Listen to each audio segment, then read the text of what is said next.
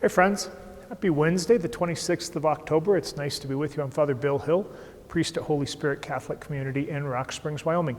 I will give you a reflection on the daily readings, and I invite you to read them. They're linked in the sidebar. Read them prayerfully, maybe even read them twice. Then turn off the screen, spend some time with God before you move on to other things. Next week are the holy days? Sure. The Holy Day of Obligation, All Saints' Day, and then the popular one, All Souls' Day. That information's in your parish bulletin. We've got that linked on the sidebar as to what time Masses are. And certainly, All Souls' Day, not a holy day of obligation, but still a wonderful pious practice for us to pray for the souls of the faithful departed and ask God to give them rest and peace and light and happiness. So please be paying attention to that.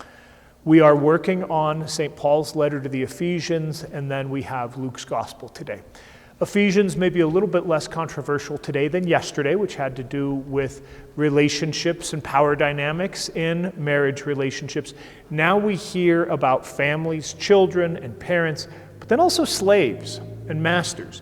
And we are well aware that Paul accepted this social institution of the ancient world. And frankly, when it comes to the Christian experiment, it's only been in the blink of an eye that slavery has been judged to be a moral issue that denigrates the value and the dignity of every human. Good for us to remember our historical blunders and blind spots as well. As you read this passage, maybe a couple of things that you want to pray with. One is relationships, right? So Paul is specifically talking about family relationships here. Be mindful that honoring our parents isn't just something for when we're in the household and up to age 18, but it's also that question of how we do it, honoring our parents and other elders. I'd put in the caveat in a capitalist society, especially after they're economically useful, right? Like, that's something that you talk to older people, and they so often can feel useless in life, and the ways that we treat them and allow them to be part of church, family, society. So you might want to ask the questions about parents. Obviously, children and parent dynamic and relationships of parents with their children is included here. And then the larger question for all of us is just, what are our relationships? Are they built on dignity and value and respect and the value of the person? Are there places that the Lord's calling us to deepen our own awareness and relationships? Maybe we pay attention to that. The second, obviously, God willing, we don't have any slave-master dynamics that are in play. But we can think about, our involvement in the economic system, our ability to work well, but also being people of rest, people of spiritual lives, people of family, right? That work does not take every part of our being. But Paul reminds slaves to work and to be diligent, not just currying favor with masters, but doing it out of a spiritual sense of service to Christ. How about for us? Are we in mind of being servants of Christ today?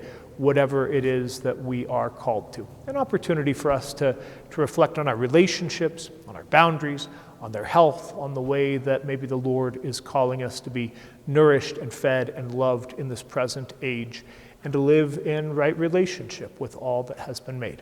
Okay, Luke's Gospel, a question that always we want to know, will only a few be saved? Because if so, then I really need to kick it into gear, right?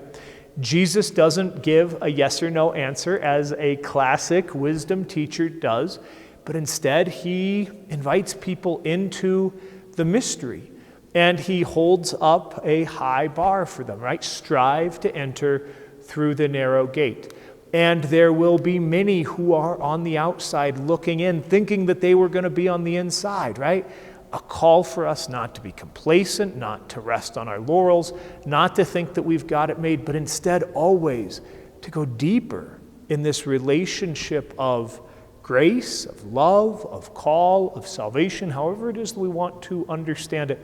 To not just remember that there was this time that we felt close to God a long time ago, but instead to continue to open our hearts in this mystery of following after Jesus and being spiritual people in the midst of the world. Do we consider ourselves the first who will be first? Jesus says, many who are first will be last, and who are last will be first. May we continue to pray into the mystery of salvation and our own participation in it, and ultimately surrender that into the hands of God. Happy Wednesday, friends. Read those readings prayerfully, and then turn off the screen. Spend some time with God before you move on to other things. God bless you.